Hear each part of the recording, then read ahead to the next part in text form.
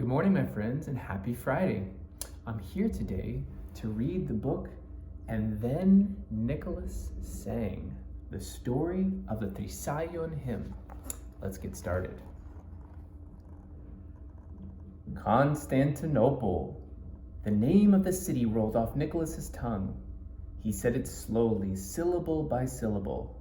Constantinople. He said it as fast as he could. Constantinople. He sang it, shouted it, whispered it. Nicholas was glad to live in Constantinople.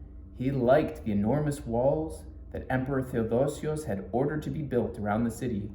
He liked the glorious arches of the aqueducts that spanned the city streets.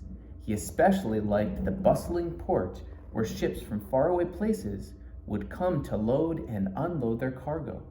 There was no doubt that on Nicholas's list of things he liked the most, Constantinople was very near the top.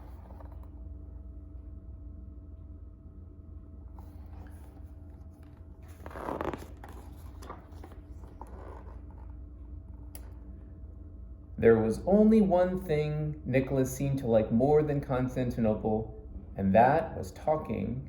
Nicholas liked to talk. Every morning, as soon as his mother called him to wake up, Nicholas started talking. Even before he opened his eyes, he started telling his brothers about his dreams from the night before, or his plans for the day ahead. When he went into the kitchen for breakfast, he would talk until his mother said, "Stop chatting, Nicholas. You're making my ears tired." So Nicholas would say goodbye and start off for school.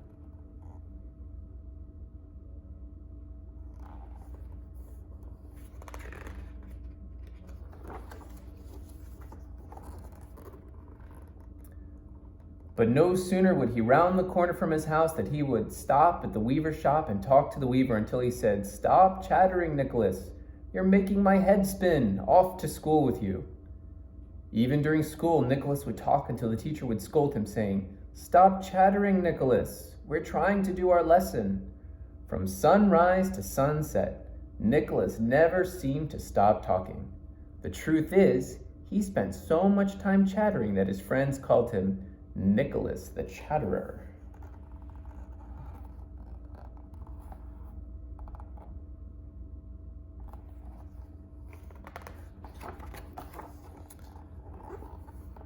But there was one thing Nicholas did not talk about, and that was earthquakes. There had been several earthquakes in Constantinople, and they frightened him. The earthquakes had not been very strong, but he knew that in many places they had ruined buildings and houses and brought flooding. Patriarch Proclus and Emperor Theodosius had told people to pray for an end to the earthquakes, but the earthquakes had continued to plague the city. So the bishops called for a special day for people to gather and walk to the outskirts of Constantinople.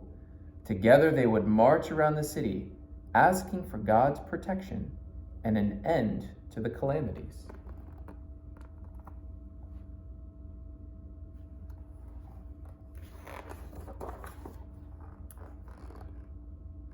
When the day for the procession came, Nicholas, his brother, and his mother set out for the church.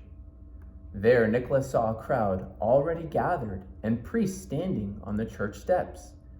As Nicholas drew nearer, he heard loud squawking from a flock of birds perched in a tree. With a shrill screech and a cacophony of flapping wings, they flew from square and out of sight. Beside Nicholas, a merchant's donkey gave a bray of alarm, kicking his hind feet into the air and raced away.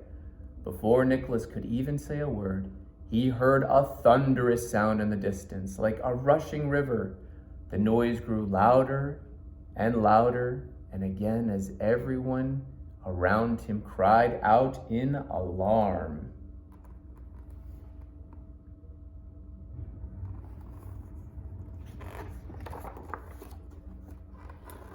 The thunderous noise did not come alone. It brought with it a shaking of the earth so violent that the trees began to snap. Houses crumbled, black cracks in the earth opened wide and snaked their way along the street. People ran out of the square, colliding with one another in confusion. Nicholas heard his mother scream.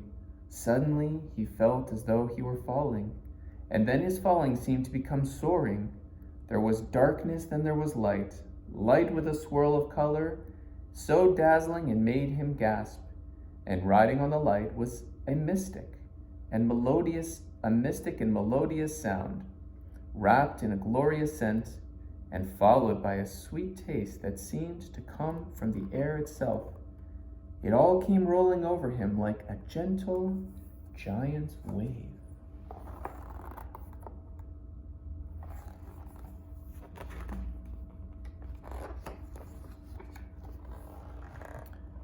And then stillness.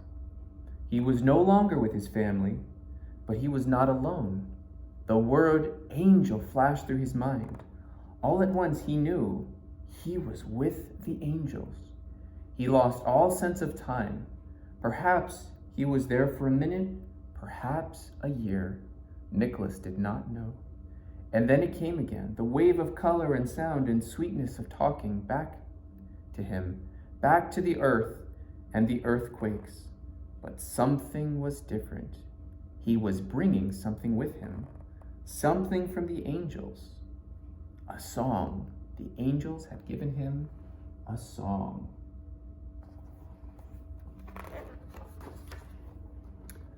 Nicholas found himself once again standing in front of the church in the city square.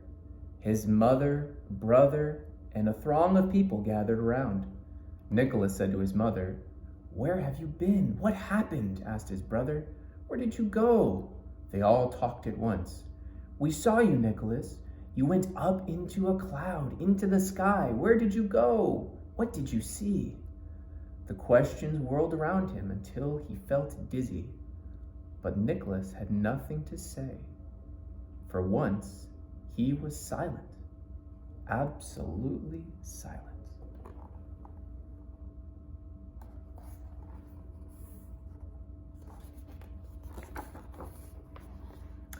And then Nicholas sang, softly at first, as though in a dream. Holy is God. He sang a bit more loudly. Holy and mighty. He sang with growing boldness. Holy, immortal.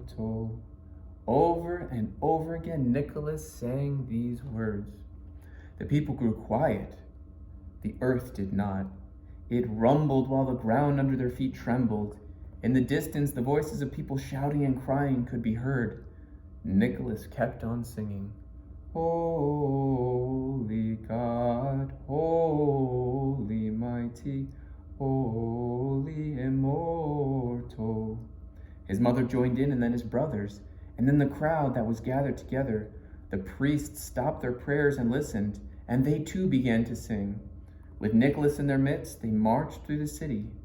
Holy God, holy mighty, holy immortal. The music grew, gathering strength and power and voices as it went on.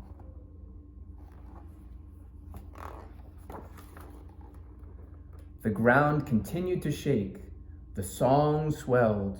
Holy God, holy mighty, holy immortal. With each tremor the priest prayed, "Have mercy on us, have mercy on us." The bass note of the priest chanted entwined themselves in the deep rumbling of the earthquake.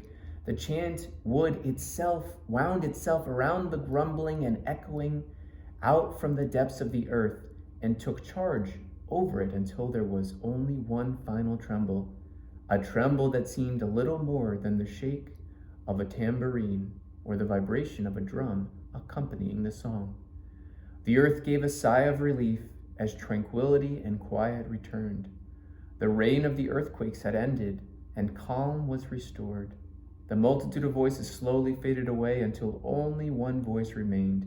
That was of Nicholas, steadfastly singing the final chorus. Holy God, holy mighty, holy immortal, have mercy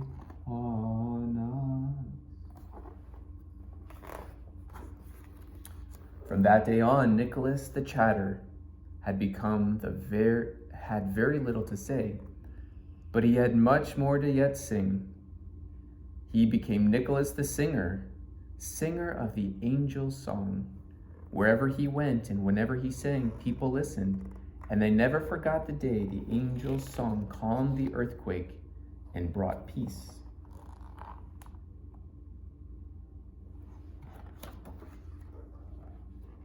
Wow. It's a beautiful story, and it's a true story that's been carried down through the tradition of our church. Have a great weekend, and I look forward to reading with you next week. Bye-bye.